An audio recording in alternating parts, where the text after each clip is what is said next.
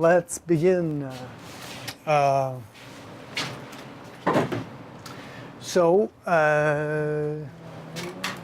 we're at in your reporting of stories is you should have chosen either your A story or your B story, made contact, scheduled an interview. The assignment that was due today was to write some questions, and so thinking about what you want to find out in your interview, write some questions, and also figure out where you can get some background information before you run in and do the interview. And then looking ahead to what's coming up will be, is today the 25th? Am I running ahead of myself here? Today's the 25th, so it's due today. Looking at the next thing, which will probably be next week. What's due next week? October 2nd is going to be the radio feature script. So we're going to start talking about how to write this thing once you have got the information that you need,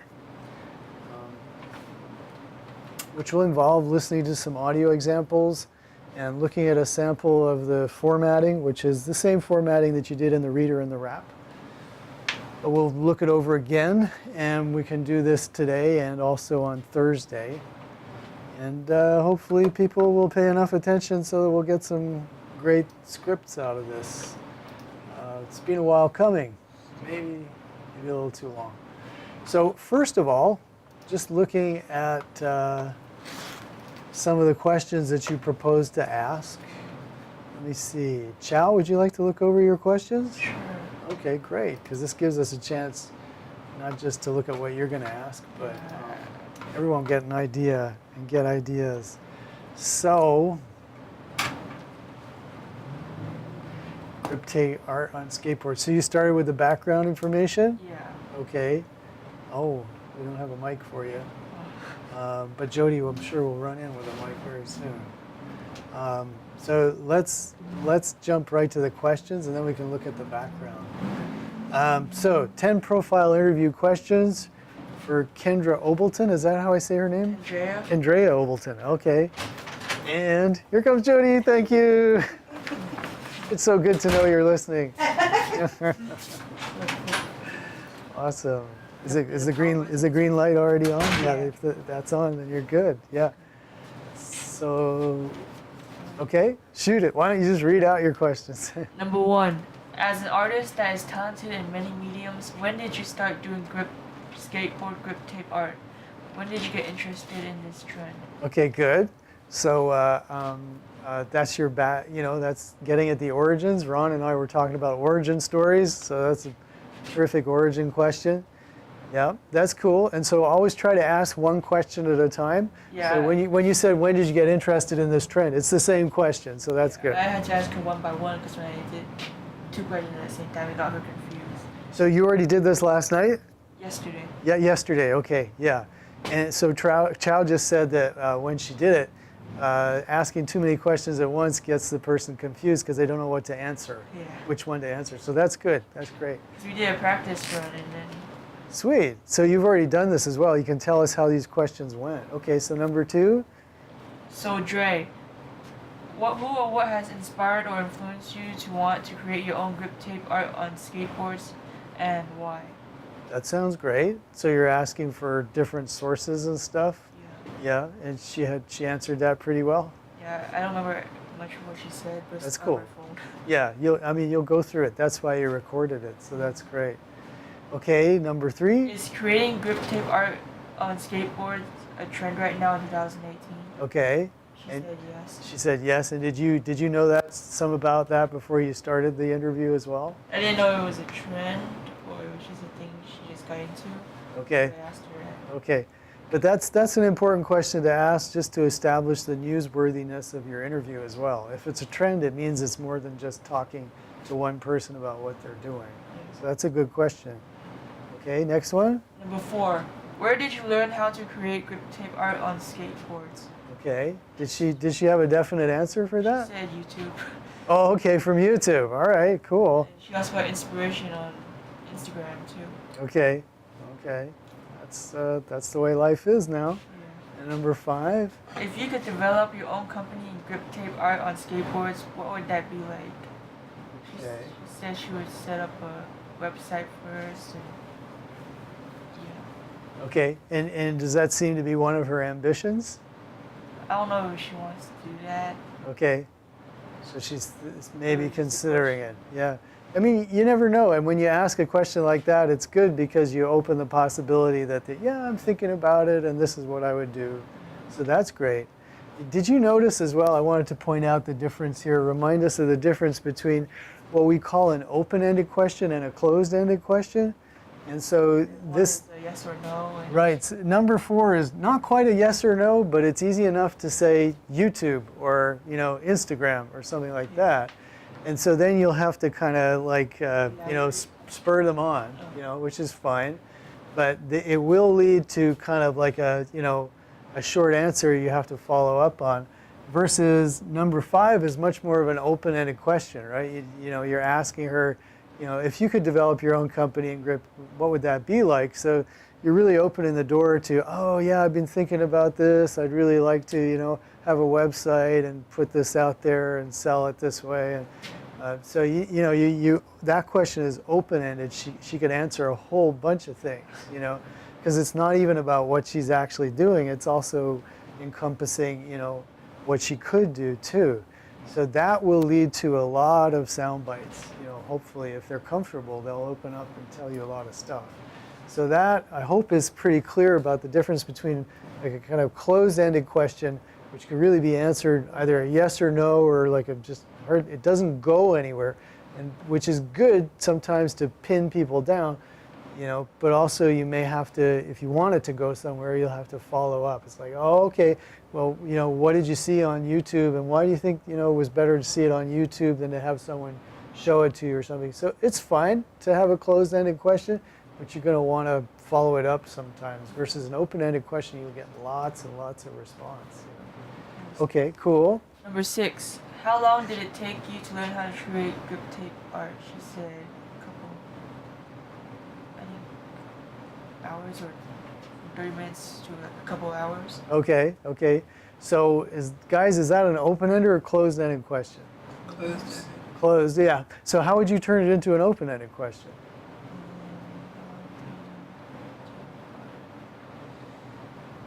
Like the process? Yeah.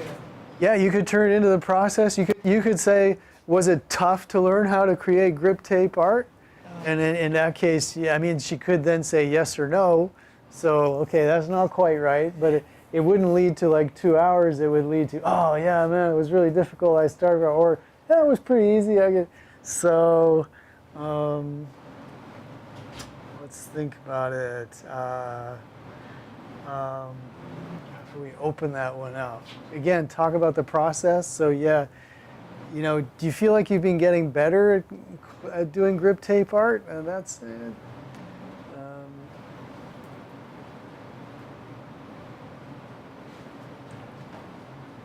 What was the learning curve like? Yeah, perhaps. Like, what's the most important thing you had to learn about doing grip tape art? Maybe something like that. And then you could. Like, don't buy the expensive paint markers. Start out with the cheap ones. Ah, okay. That's good advice, you see. I never would have thought about that. Okay. So that might be a way of opening that question up, but it's good to think about how to open them up. Okay, number 7. If you could decorate a grip tape art on a skateboard for a well-known skateboarder, who would it be? Oh, okay, that's cool. That's cool. Yeah. Okay. Number 8. As an artist, what quote or advice would you give related to grip tape art on skateboards? Okay, so that's a good kind of question for the very end, because that's kind of like, and sometimes in the very end you can also, just like, you can ask for them to sort of sum it up or something, or you can also say, is there anything that we didn't cover that you think is really important?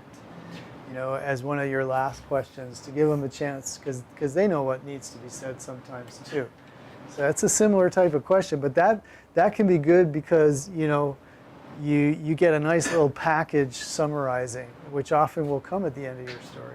Yours was kind of short. It was short? I Well, then I think you have to like go and again try to follow up with some more prompts maybe. Okay? Who is your favorite YouTube or Instagram skateboarder right now? Okay, so what was your thinking there? Because it's not quite about the art, it's more about someone who's doing it, right? Doing skateboarding. So what was your thinking about that question? It was just related to skateboard. Okay. And number 10? If you wanted to see more of your artwork, where would you try more? Okay, so that's a good one too. Whenever you're talking about someone doing creative work, then it's a good idea to give people, you know, the possibility to see more. Now, you might say that yourself, or you might have them say that. What would be your criteria, guys? For instance, if you got an answer for number 10, when would you say I should use that as an actuality versus when would you say, I'm just going to say that myself at the end of my story? What would be, you know, what would help you make that call, whether you should use the recording of them talking or you yourself? Say it. I say I should have said it instead of Usually I think the reporter would probably say it, but why? Why? What would be your criteria? And let's say you would choose to have her say it. Why would you pick her saying it?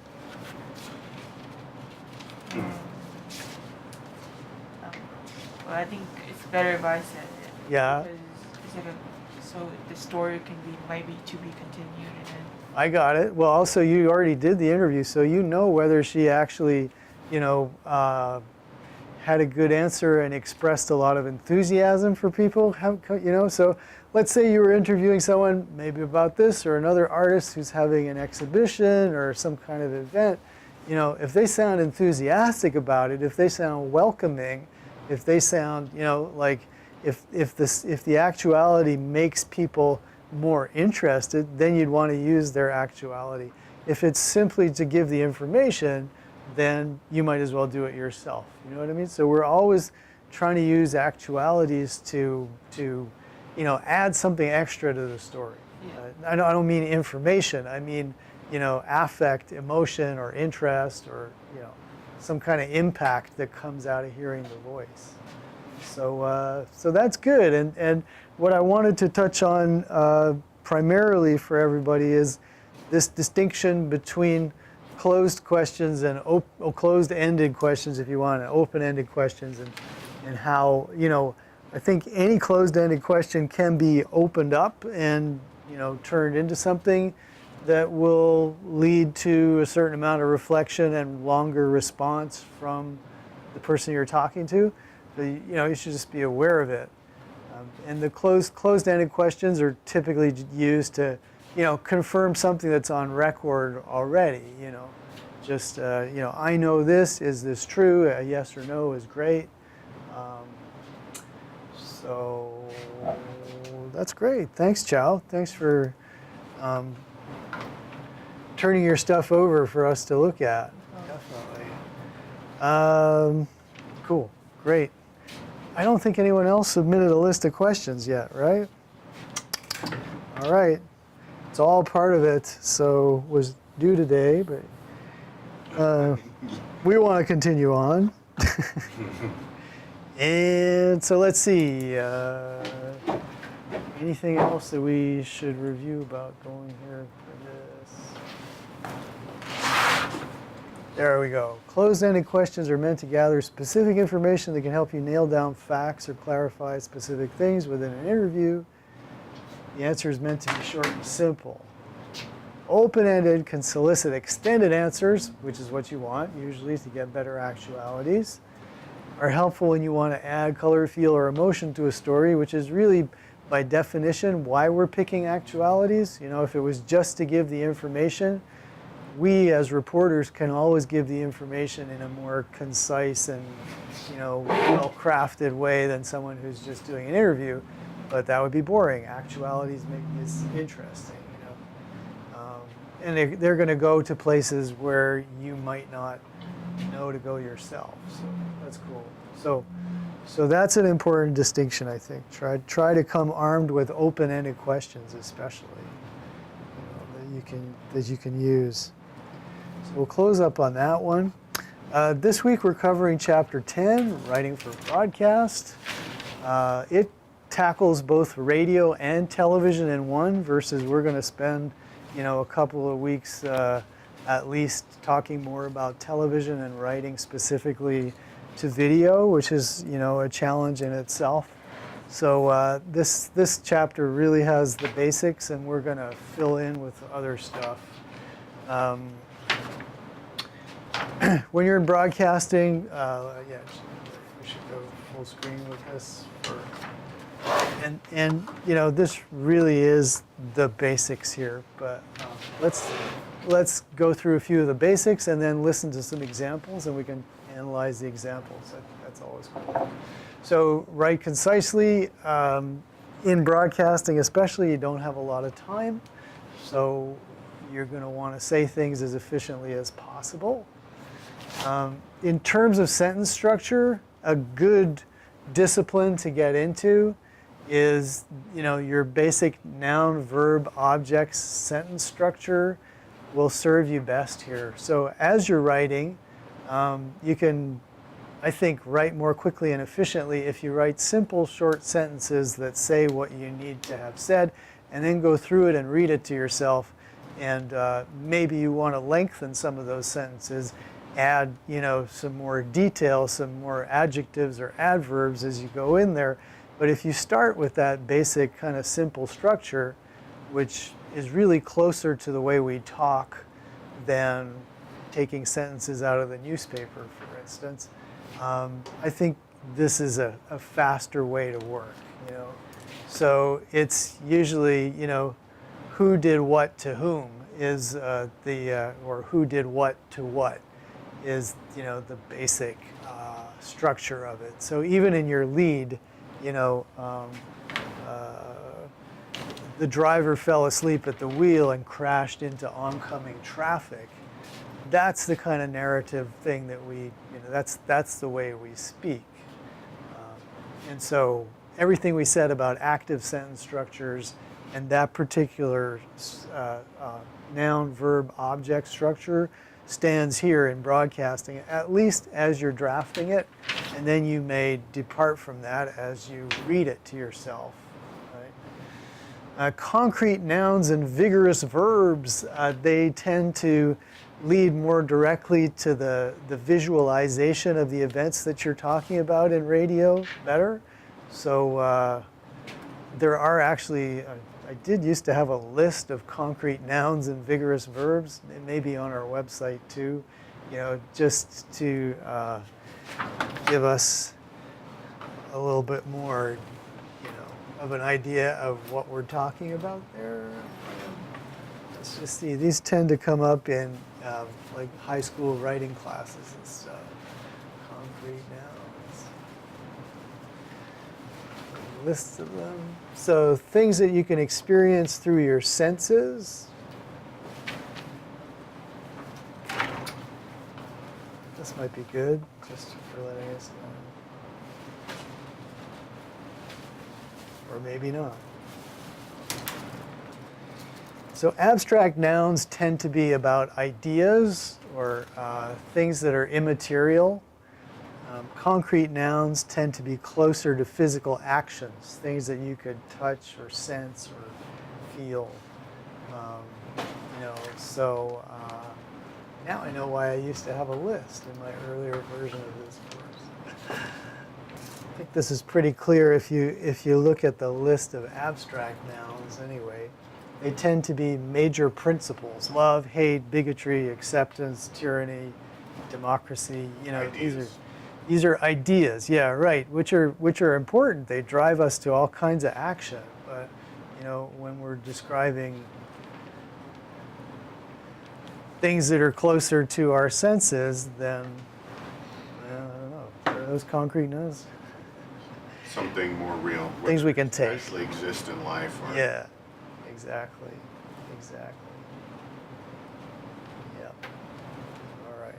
Well, enough time spent there. But I will dig out my old list because it was a lot better than that. Good afternoon, everybody in chat. Okay. All right. Just seeing what people are saying. Folks checking in. That's good. All right. Where were we? We were on our PowerPoints here again on relatively simple stuff that they were telling us about. Right to be heard. Yep. Use the common vocabulary. I mean, advice is just try to write it the way that you would speak it. Short sentences that contain one idea, so that people are not left unraveling very difficult sentences. Choose words that have a sound component as opposed to words that don't. What does that mean? That's a good question. I mean, we need to get some ideas in there about. I was like, choose words that have a sound component. Yeah. Something's ripped. My kid's always talking about something that's ripped. I mean, that has a kind of a sound component versus saying something's it's like damaged. You know? Something that grabs the attention. You're using a strong word to suggest something. Is that what they're saying? It's definitely that. I mean, it follows on with the idea of using, kind of concrete words that are close to your senses.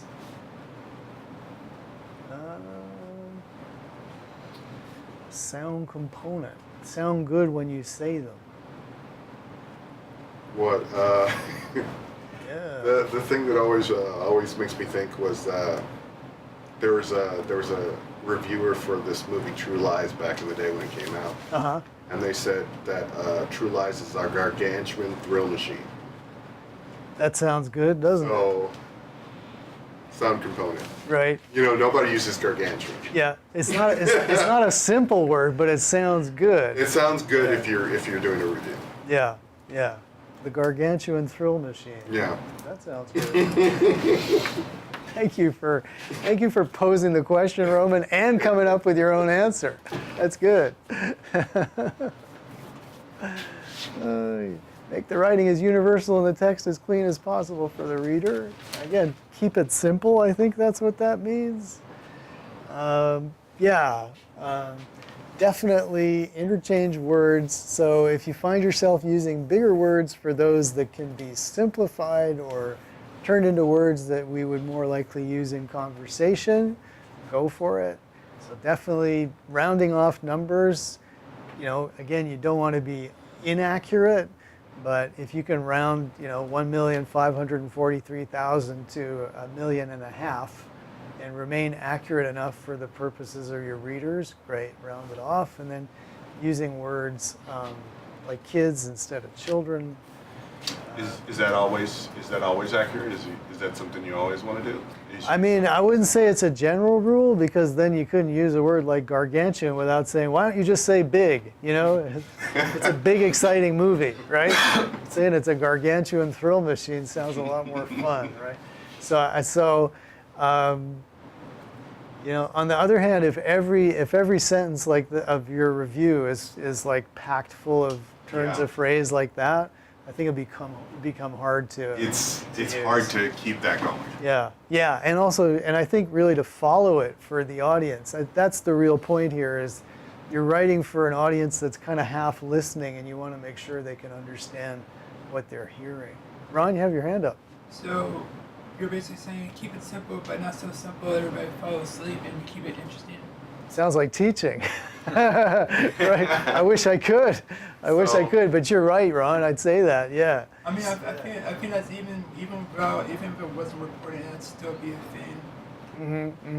I think sometimes like your lead can be catchy, like gargantuan thrill machine in a lead would go well, but for the rest of your story, you might want to, just retell the key parts of that film in a conversational way. And I suppose it depends on what tone you're setting, because children and kids to me illustrate like two kind of different concepts.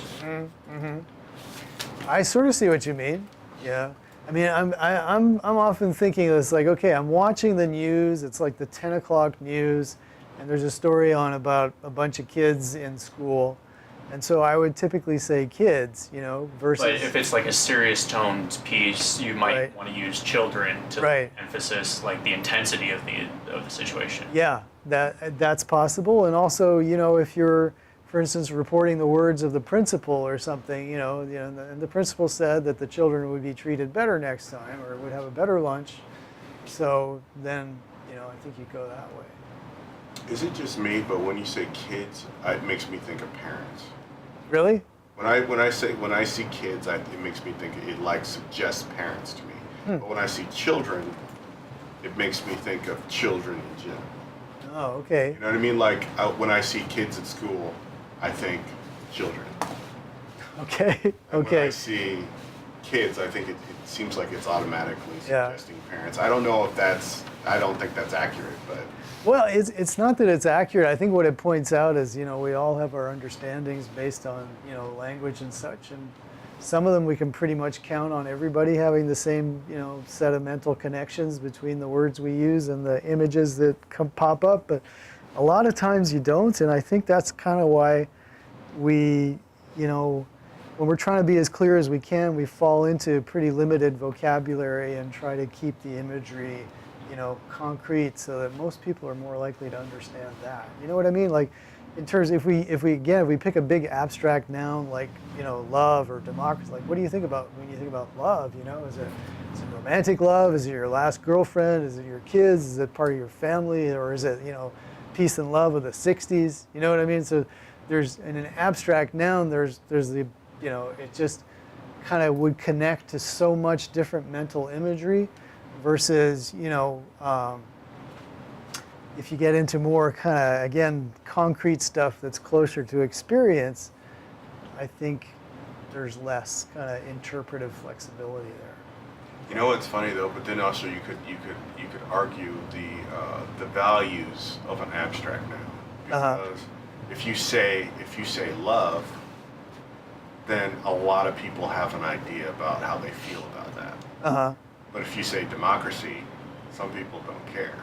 Right. Even if they live Right. it. But wouldn't you say those are both abstract nouns? They are both abstract nouns, but it seems like something like love, everyone has an opinion on it, and a strong opinion. Right. Right. Yeah, I guess as, you know, as a feeling like of being in love. Yeah. I think yes, definitely, and that's a really embodied, like, kind of concrete thing to talk about, you know, versus love is a universal, like. The world is, I don't know, thinking like a John Lennon type message or All something. you need is love. Exactly, right? And then it's like, well, what exactly love are we talking about? Yeah, we know what Yeah, we're yeah, talking about. yeah. It's interesting, man. Words are very interesting. Or, you know, language and the way people interpret it. Cool. Well, I mean, this is like just write in a way that first attracts attention, then delivers information. Easier said than done. Okay, script basics we will get to when we have listened to some examples. So here in the modules for this week are some examples of radio features. And we want to pay attention to these first and foremost just because we're trying to write something like this. So remember again, I was saying, you know, it's sort of 90% you talking and 10% actualities. One of the things we should listen for right away is, you know, what's the style of this thing? There are not extended interviews in it. You know, what is extended is the reporter telling the story.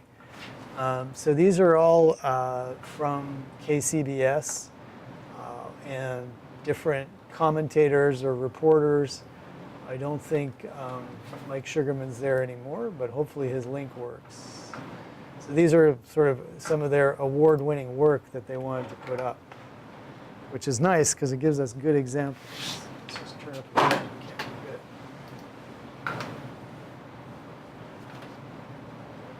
It's a sport that's sweeping the nation, or at least the ice, and it's a sport that takes real stones. 42 pounds of granite. Okay, go hard, sweep, sweep.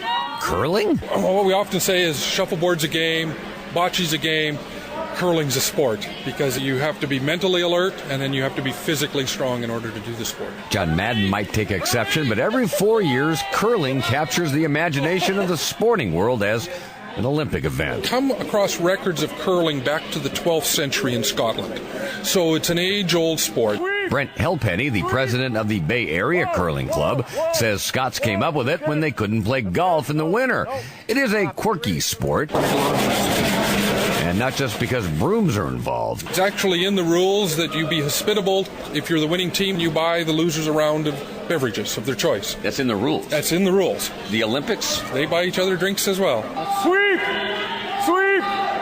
Whoa. The idea is to push the stone as close to the target as you can. Then just push out. There you go. I went 3 feet. Yeah. Yes. I'm supposed to go 30 feet? Yes. I went 3 feet. Yes. That's good. That's good for the first throw. Sweeping, that helps melt the ice, and it takes the ability to walk down the ice, among other things. So you're going to sweep across the face of the stone. As you can tell, it's pretty hard to keep up with it. So we got Whoa. There you go. And you didn't go down. Are there many curling injuries? Not normally, no. You could be the first. Okay, let's get somebody in the hack. Let's throw a stone. Apple was holding a team building event at the San Jose ice rink we were at, and they seem to be having fun. Got my cardio workout. It's good exercise. It's all about the brushing. The brushing's where you got to put a lot of effort in to make it slide farther. A lot more of a workout than I ever would have thought it was. Probably the most you can get with a broom. About the Bay, I'm Mike Sugarman, KCBS. Okay, what did you guys think of that one? It's 2 minutes. That is 2 minutes. Yeah. A lot of information. Yes, it's true. Certainly a lot of voices and stuff to keep track of. Definitely. I thought it was going to be serious. It sounds serious. Yeah, Mike Sugarman specializes in kind of slice of life Bay Area stories, and he is interested in medical marijuana as well. He does a fair number of stories about that too, because I think he had cancer at some point and was using it as a pain relieving strategy. And he recovered, and he was working for KCBS for quite a while, and now I think he's on his own. I don't know if he's completely retired. He was a personality. Yeah, I know the name. Yeah, he was on TV as well as on radio as well, doing the interviews. So, well, let's. One of the things we could do is listen to his lead.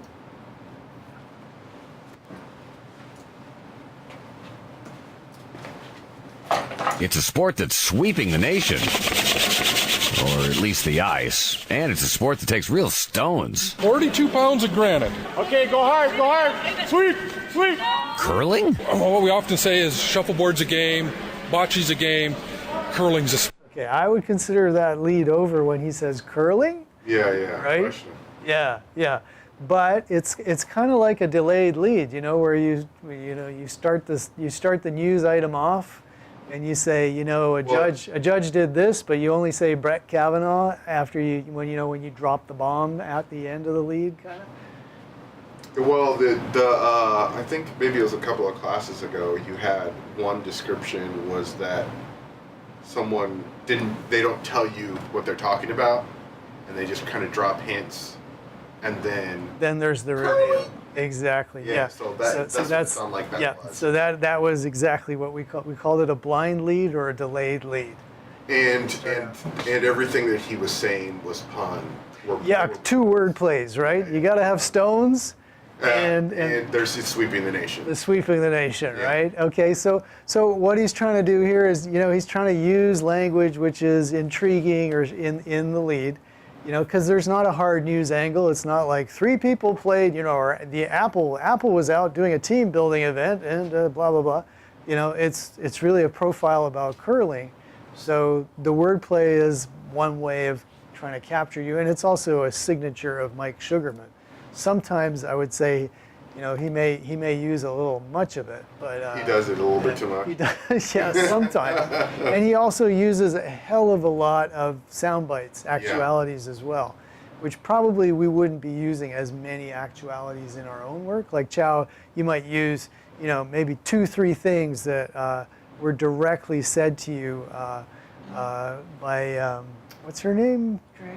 Dre, yeah, by Dre, right? You may not have every second sentence be an actuality like this.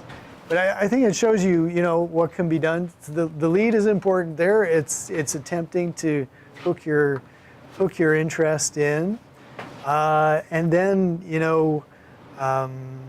Sport, because you have to be mentally alert and then you have to be physically strong in order to do the sport. John Madden might take exception, but every 4 years, curling captures the imagination of the sporting world as an Olympic event. Come across records of curling back to the 12th century in Scotland. So it's an age-old sport. Brent Helpenny, the president of the Bay Area Curling Club, says Scots came up with it when they couldn't play golf in the winter. It is a quirky sport. So what's going on there? He has to give some kind of attribution to who is actually speaking in the actualities, but he can do it relatively later on. Also, the bits of information that he's supplying are not necessarily that tightly interconnected. I mean, he tells us that it's an Olympic sport, that, you'll see it every 4 years, and then the actuality is about, it goes back to the 12th century, right? So that flowed okay, though, right? Even though it's, two very different time periods, etc., it flowed okay. And after that, he throws in the attribution to the actuality. So don't forget that, folks. Whoever it is that you're talking to, you have to attribute them. But you don't necessarily have to say it, in the news. Remember, in the reader and the rap, in the rap, our rule was that really attribution has to come first, so that you would be saying, Bay Area Curling Club president so-and-so told us, blah, blah, blah, blah, blah. So that would be more like your basic news storytelling strategy. Versus in this case, you are free in a profile like this to, bring the attribution in after an actuality, and maybe even an extended actuality. However, the attribution has to be there. And not just because brooms are involved. It's actually in the rules that you be hospitable. If you're the winning team, you buy the losers a round of beverages of their choice. That's in the rules. That's in the rules. The Olympics? They buy each other drinks as well. Sweep! Sweep! Whoa. The idea is to push the stone as close to the target as you can. Okay. So he's also punctuating. He's using, what do we call it when you play some sound from the recording? Where it's not necessarily, like when people go sweep, sweep, sweep, that's not part of the interview. That is, what do we call that? Soundbite would be when he's talking, but so. Right. So what would you call the sound effects? You mean? yes. I have no idea. I can't. It was called NAT Sound, remember? Yeah, so that was called NAT Sound. So actuality is when the guy talks and says something intelligible. NAT Sound is like sound effects. Exactly what you do. That's effects. So you put that into your script as NAT Sound, and then, curler yells, sweep. Would you actually put the No, this type of thing. NAT sound in, or NAT sound is like an after you've recorded and you come back and you realize that you can use it. Exactly. That's typically how this type of thing gets made. But I would like you to write it into the script, given that you don't actually get to make this thing. Okay. So I think it's a good kind of imaginative exercise. The other thing is, this doesn't happen by itself. I mean, you as someone skilled in filmmaking or documentary making, you have to go get it. So you when you're there at the rink, you gotta roll tape on people playing the game for a good 5 minutes, so you can make sure you can get a bunch of good NAT sound. And you know that you're going to make a lot of puns with the broom, so you want to record up close the broom, maybe even the stone sliding or whatever. So really, you can't go wrong by getting a lot of NAT sound and then using it later on. But some of it can be very, very evocative. There was this example when I was in school. We had this CBC producer in, and he was talking about, doing a thing in killing fields in Cambodia, where there were you could hear the sound of bones cracking under, as people were walking into this, just mass grave site and stuff. It was like pretty heavy stuff. So NAT Sound. NAT Sound. Super serious NAT Sound. Wow. Back in the days where you could, on a radio budget, you actually got to go all over the world doing journalism, which is long gone. So I'll be happy with NAT Sound from the San Jose ice rink. That's pretty far afield. So NAT Sound can, he's using it. He uses it quite a lot to punctuate stuff. And again, it's just keeping things interesting as well. But just push out. There you go. I went 3 feet. Yes. I'm supposed to go 30 feet? Yes. I went 3 feet. Yes. That's good. That's good for the first throw. Sweeping, that helps. so in news, we wouldn't allow you to insert yourself into this, but in a profile, it's okay to, so again, Chow, if you're, talking to Dre and there was a moment where the two of you laughed about something, or I don't know, that can be integrated well into what you're doing, put it in as part of the actuality. That's okay. What if I was like really quiet and just asked a question and just listen to it? You stayed totally out of it, right? But that's cool. We're learning, right? But as you can see, like a TV personality reporter like Mike Sugarman is trying to inject himself into the story a lot, and for hard news that would be unacceptable, but for profiles it's fine, But So see, he's not profiling the guy. He's profiling the sport, yeah. But he'll do people as well. Okay. But he does do, About the Bay was always kind of topical, just about people doing stuff about the Bay, which is, in a way, I think it's a good model for us in this class because, as we always say, you should be reporting on people doing interesting things, interesting people doing interesting things. That's basically what this guy is doing, He calls up the president of the curling club and goes out for a few hours and just records a whole bunch of stuff, probably for TV at the same time as for radio. Helps melt the ice, and it takes the ability to walk down the ice, among other things. So you're going to sweep across the face of the stone. As you can tell, it's pretty hard to keep up with it. So we got Whoa! There you go. And you didn't go down. Are there many curling injuries? Not normally, no. You could be the first. Okay, let's get somebody in the hack. Let's throw a stone. Apple was holding a team building event at the San Jose ice rink we were at, and they seemed to be having fun. Got my cardio workout. It's good exercise. It's all about the brushing. The brushing's where you got to put a lot of effort in to make it slide farther. A lot more of a workout than I ever would have thought it was. Probably the most you can get with a broom. So, I'm always he brings in other people, and it's nice to bring in other people sometimes just to get the sense of, okay, it's a fun sport, you're just hearing people trying it out, but the thing is structured around an expert. So, that's just another thing we always want to say. You can't really do a good profile if you don't have someone who knows what they're talking about.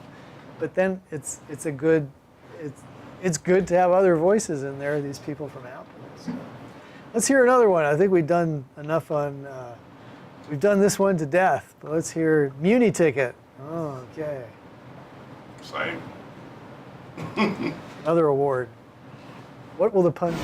Good evening. At this time, I'm expecting fast train. Not again. Good evening, folks. Fast transfer ticket. This is the second time I've been caught without proof. I paid on Muni. I'm going to have to issue a citation, but you're going to have to get off. No!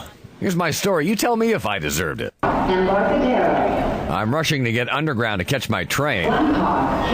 In 3 minutes. And I've got my $2 bills, but Muni doesn't take dollar bills, and the machine that normally gives me change is broken, as is the one at the neighboring BART station. And there's no human in the Muni booth. The only other change machine that might be working is at the other end of the station that's at least a block away. And remember, my K car is coming in. 3 minutes. And if I miss that, it's another 20 minutes before the next one. So I walk through the turnstile, which is also broken and turns freely, and I catch my train. In my hand, $2 US, legitimate American currency. I'd love to give someone to pay for my Muni trip, but then a fare inspector shows up. He says, no, you need proof you paid, and you didn't pay. So this time we're gonna write you citation for not having a valid... No, it's $75. I'm gonna fight this thing. Now serving D26. I wait an hour for a hearing at Muni headquarters, and I get in to see an administrator, and I tell him my story, and he tells me, fat chance. Doesn't matter. Their machines were broken. I could have walked a block to get change, though he'll pen his decision until he takes a trip to the station. But I still had to pay my $75.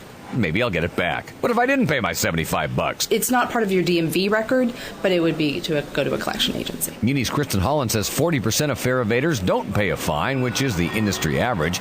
But I didn't want to evade. I just couldn't get change. She says, well, dollar bills will work underground soon. We will have machines that you'll buy a card for, a limited use card for, or you'll use TransLink. The dollars would be used at the vending machine for the tickets. The first time I got busted last year, I actually paid but forgot to take proof of purchase. I'm a two-time loser now, and there's talk of banning 3 strikers from Muni altogether. Could that be me? We won't kick you off Muni, Mike. We're very happy to have you on Muni. That's apparently a ways off. Lucky for me. I'm going to have to issue a citation, but you're going to have to... About the Bay, I'm Mike Sugarman, KCBS. Ideas about that one? No! It kind of hits home because I remember the time I got billed for one and I was so furious. Yeah. No, they tried to charge me $121 and I was around the time I was getting paid very little. Yeah, it's expensive. So it's a type of story that we can identify with, right? Unfortunately, thanks, Muni. Yeah, it has immediacy, I guess, because it's close to our own concerns if we take public transportation, definitely. He's told it in a storytelling style, which is nice. My K train is coming down in 3 minutes. Right, Yeah. right. He's cutting in, humorously, he's cutting in some more NAT Sound, so clearly he likes to do that. And it's quite a ways into the story before we actually hear from an expert or an authority Muni representative. So, it's pretty out of the ordinary, I think, for this type of thing profile. Let's hear a couple from a couple of different reporters. How they do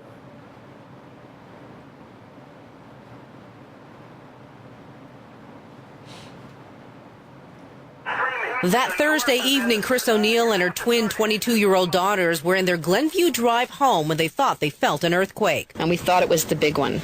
Mary was in the family room, and Colleen and I were laying on the bed looking through the Nordstrom catalog. And then that happened, and I went, oh my God! And we jumped up. As we were running out, the house was vibrating like there were trains running underneath it or something.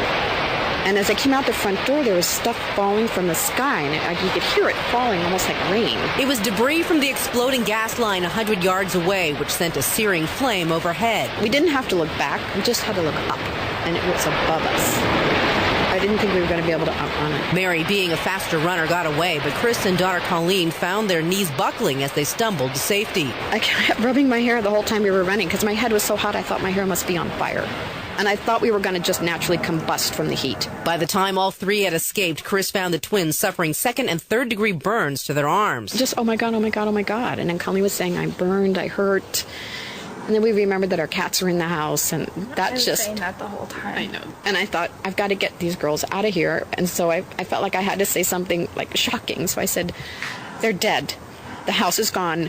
We got to go. They got a ride to a friend's home where Chris called her husband, Gene, who was on his way home from Oakland and could see the column of smoke. You never think it's your house. You never think it's your neighborhood. It's your house. This time it was me. This time it was us, and we're just... wife and kids got out. Which is why they consider themselves lucky, but that doesn't stave off the anger. Colleen ONeill. It's weird not having the privilege to go back to that house anymore. I can't even go and say this is my neighborhood. That's because you feel like your identity is gone, Chris ONeill. You don't have your purse anymore, so when you go to get something, it's like we are constantly losing things because we can't remember where we put them because we don't have a place. And even the routine is no longer that. I go do something that I normally do, like I exercise at Curves. I leave Curves and I go home. And I'm driving up San Bruno Avenue and I think, go home? There is no home. Tomorrow we'll take a look at the unique neighborhood support network that embraced the O'Neills after the fire. In San Bruno, Holly Kwan, KCBS. So what did you think of that one? It's more serious. Pardon me? It's more serious. Yeah, I'd say. I mean, it sounds pretty awful what they went through, right? Does that, and how does the actuality communicate within all that? You used the NAT Sound to prove what happened. There's some NAT Sound in there too, yeah. And so a lot of it is given over just to the family and the family members, than their actuality is more so than, Mike Sugarman would, or a lot of profiles would do. So what sense did you get of the family? Well, considering the disaster part of it, they were describing the disaster, and that was kind of scary. Yeah, just they were talking about the heat and then like the fire over their head, and they were trying to run. Yeah. That part of it, I think, was really effective. Yeah, concrete. I mean, couldn't be more concrete, right? Yeah, I'm trying to touch my hair to see if it's burning. Yeah, to see if it was on fire. Yeah. And then she ran faster, and then the thing she said I had to say something dramatic to get us away from the house. Yeah. Because, if somebody knew their cats were in there, they might just run right back in. Yeah. I know family members who would do that. Yeah. So. Yeah, you're not even thinking on the time, right?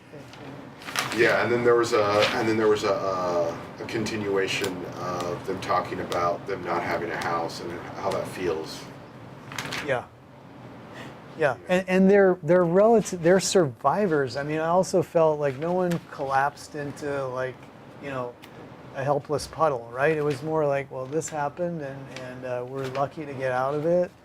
Yeah. Well, they said the house is gone. They say it was. I didn't understand exactly what happened to the house. They're saying like the house isn't there anymore, but are they saying it didn't, like it burned down, or like debris hit it and just broke it? I think this was after the gas explosion. That's what that was. I think that was it, and you can tell, like when she starts, there's no real lead to this story, because I think it was meant to come in right after the anchor giving the lead, right?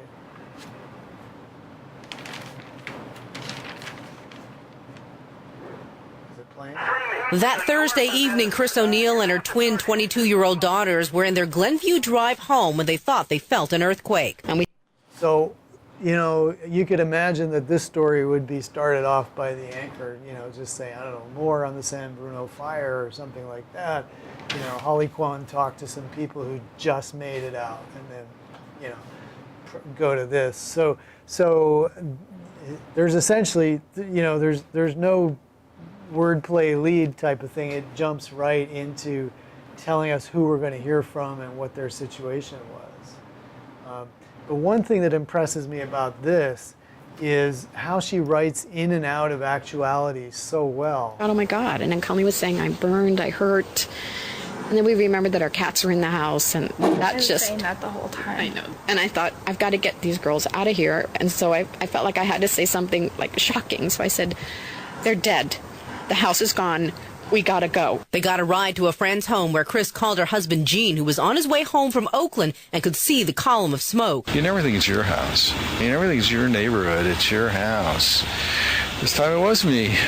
This time it was us, and we're just, wife and kids got out. Which is why they consider themselves lucky, but that doesn't stave off the anger. Colleen ONeill. It's weird not. So, she picks the ball up as soon as she cuts the actualities, which is why they're blah, blah, blah, blah, blah.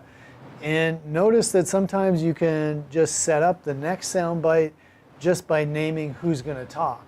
She does that several times here, just sort of saying, okay, it's Colleen, or it's her. Not having the privilege to go back to that house anymore. I can't even go and say this is my neighborhood. That's because you feel like your identity is gone, Chris ONeill. You don't have your purse anymore. So when you go to get something, it's like we are constantly losing things because we can't remember where we put them because we don't have a place. And even the routine is no longer that. I go do something that I normally do, like I exercise at Curves. I leave Curves and I go home. And I'm driving up San Bruno Avenue and I think, go home? There is no home. Tomorrow we'll take.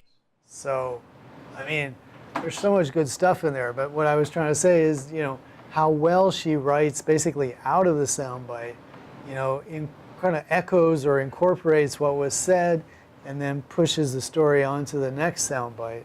Really well done. And then again, ending up with an actuality where she's even able to laugh, however ruefully, about the situation. So this is obviously good work, because that takes a certain amount of experience and practice, which is what I want you guys to start getting in terms of, when you do isolate the actualities that you want to use, try to avoid simply saying something clunky and redundant like, Ray told me that. I mean, that's okay for one actuality, but if you are doing that over and over again, it makes the story sound less interesting, and it's repetitive. It doesn't add some more information that you could possibly do. So, as you write into and out of your sound bites, try to see if you can make even those little interconnections do work for you. So rather than just somebody told me that, read up what is it that they told you, and then try to echo it and bridge on to the next thing that they tell you that you want to put in there, instead of just saying somebody told me that actuality and then they said that actuality. I mean, that's an exaggeration, right? No one would do that because it's so boring, but that's what you want to do, is look at the substance of the interview and see if you can, in the little bits of interconnection that you write from one actuality to another, can you make it interesting? Can you make it, informative? Okay, well, let's leave a few for next class that we can actually look over. But let's come back to just remembering how this stuff is actually formatted. So I should actually copy this and put the link into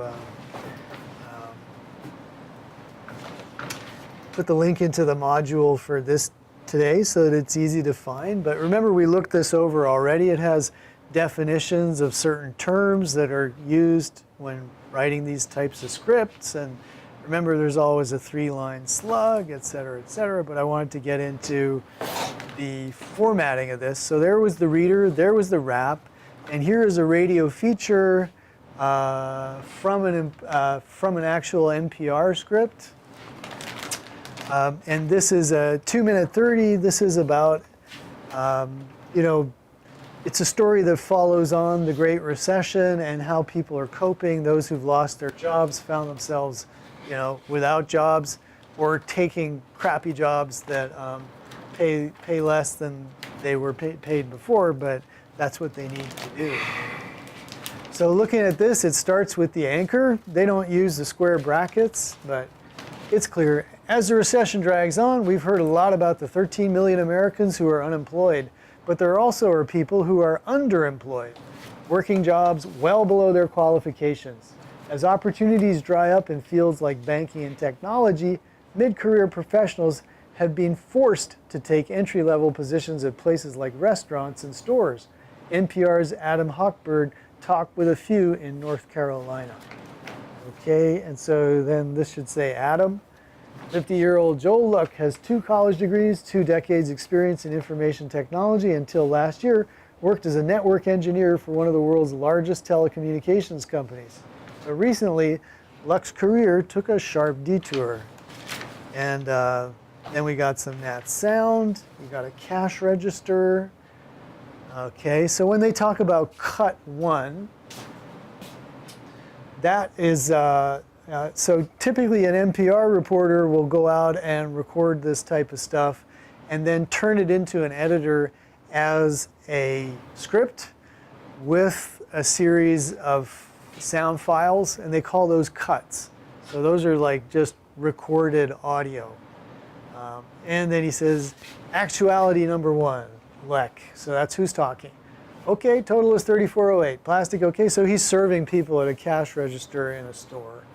And they continue on. The instructions are to roll supermarket sound under the next 3 tracks.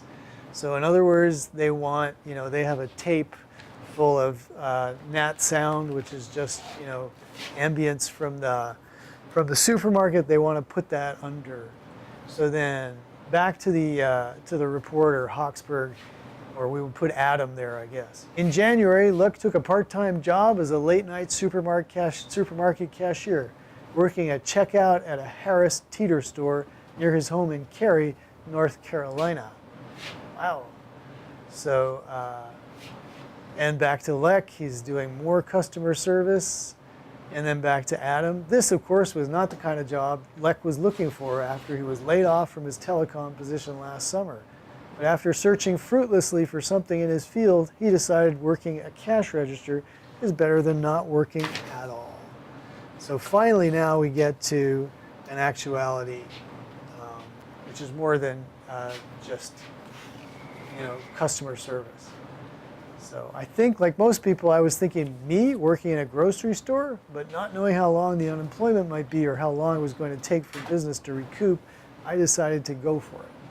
So remember, when we use an actuality, it's just like in the rap. We write sentence case and we put a timing after it. So when you choose your actualities, that's what you should do when you write them in there. So, and then back to Adam. To put it mildly, Luck's income took a big drop when he transitioned from the telecom industry to checkout lane number 4. Ah, that's nice, a little imagery there. At Nortel Networks, where he used to work, he earned more than $80,000 a year. The supermarket job pays $8 an hour. So there's a nice bit of comparison, or you know, it sounds, comparing $80,000 to $8 an hour, it works well orally, you know. Okay. So, and you can go on and look through that example, and maybe we'll look through a little more of it tomorrow. So is it like 3 pages maybe? This one runs 2.5 minutes, and it looks like it does run close 3.5 pages. 3.5 pages. Yeah. Is there an amount for you that you're looking for? I mean, it's 2 minutes, right? Let's see. In our assignment, I think it's 2 minutes. Yeah. So maybe three pages. Yeah. So again, it's supposed to be about 5 seconds per line. Let's just see. 1, 2, 3, 4, 5, 6, 7, 8, 9, 10, 11, 12. Whoops. Can't even count. Well, let's take a good 10 minutes next class and actually count lines and stuff. Okay. But I mean, the thing to do is to time it out on your phone. Just read it back to yourself. Yeah, yeah. But it wasn't 5 seconds. It was 12 seconds per line on average. 12 seconds. Yeah. So, but let's time it out. Yeah, at some point. I mean, another question would be a question about writing, not necessarily writing, but just talking about people not having jobs. And I've noticed that in some areas, like people, they'll be like, I really love my town, I don't want to leave my town, but there's no jobs there. So I'm just like, I don't know. I guess I have a different way of looking at things, because my perspective is a little bit like this guy. Like, at the end of the day, you have to make things happen. You have to adapt. Yeah, you have to adapt, and if you don't adapt, then you're just going to get run over. But I think there's a lot of people, maybe in our country, that don't want to adapt to anything. Yeah.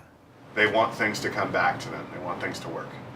Yeah, for sure. But sooner or later, either you're in so deep in debt, you got to come to reality, right? I mean, I don't know. Yeah. No.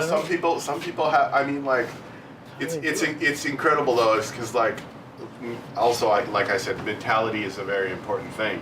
And this guy was making $80,000 a year, and he has nothing for the bad times. He's got nothing when everything went bad. That's a good point. A lot of people, everything they have is in their house, especially in a community like this. Like, you know, Bay Area, I never could have afforded a house in my whole life, so it's good. I didn't get trapped with a bad mortgage underwater, but places like this, you do, right? You've sunk everything into your house, and then you can't pay for it. But a good point here that we're getting onto is, you know, Bill Leck, whoever he is, kind of the tip of the iceberg to the, national story that something like NPR wants to say. And here's the pivot. Actually, once we get through, he says, I guess you'd say it's humbling, but you end up doing what you have to do to make ends meet. I mean, you've nailed his character in a couple of actualities. And then the story comes out and goes, employment experts say thousands of other laid off professionals are still doing what Joel Lick did, taking what's known as survival jobs to make ends meet. Damian Burkell runs Professionals in Transition, an unemployment support group. So there's the pivot where we've gone from the specific individual and their problem to, the larger issue, which is, in this case, we've got an expert talking to us about it, Damian Burkell. So again, Chow, for instance, I keep picking on you because I know you've already done your interview and stuff, and you're going to be picking out your actualities. But you can start off with Dre as being, talking about, her experience of what she's doing, how much she loves to do it, how it's inspired by so and so and so. But when you get to, the trend part of it, I would say, try to hold that part to the middle of your story, to the middle of your profile. So start off in close-up with Dre, but then at some point, zoom out to talk about, the big picture. The industry, everything that's going on. Yeah, and this is, we talked about the diamond design of broadcasting. In this textbook, in a chapter that we can talk more about next class about broadcast, it talks about a kind of a circular approach, but I think the circle is basically constituted by the experience of an individual moving around to the broader issue and winding up back again with an individual. Sometimes it's the same person you started out with, but what it does do is it starts very specific in a relatable way in a situation where you got character that you can really connect with. Then it expands out into like a big social problem or whatever it is, or a trend, not a problem at all, but actually just something new and interesting that a lot of people are doing, and then comes back to a more intimate focus at the end. That is every bit as much as the print inverted pyramid is the way that print stories work. The diamond type of shape is the way that broadcasting stories typically work. So try that out, Chow, if you can. Hold back the question about the trend and the answer that you get and whatever else you could find out about it from YouTube or from websites or whatever about, how big a deal this decoration is, and then bring it back again. And I think, you'll be surprised at how much you get the feeling, oh yeah, this is like broadcasting, man, because that's a very, fundamental part of it. All right, let's just see. Do they come back to Leck at the end at his cash register or something? No, they've got somebody else. Screw that guy. Yeah. Oh, well, it's NPR. We got Schwartz. Who makes about $900 a month sorting flowers. So we have another individual who's in the same, general category of underemployed. That's what the story's about. And that's equally valid, but again, you see the way it works, from the specific to the broad theme back to the specific, maybe a different individual in that case. So see if you can, introduce that structure to the story that you're working on. It doesn't always work that way. Sometimes it's more of a narrative told from beginning to end. Like the Holly Kwan story that we just heard, but they did get out, they describe our experience, and now we kind of leave them. It's like, what's next? We don't have a house, the most the community is going to help them. I guess so, but there was one. That's what they said, yeah. One little. Cool. And also the other thing is, just that it's like the whole life to reorganize. I don't know where my car keys are. I get up, it takes me a half hour to find or do anything, and whoa, that's a whole new thing. So that's more of a story told in a linear fashion, one step after the other, and that's equally valid.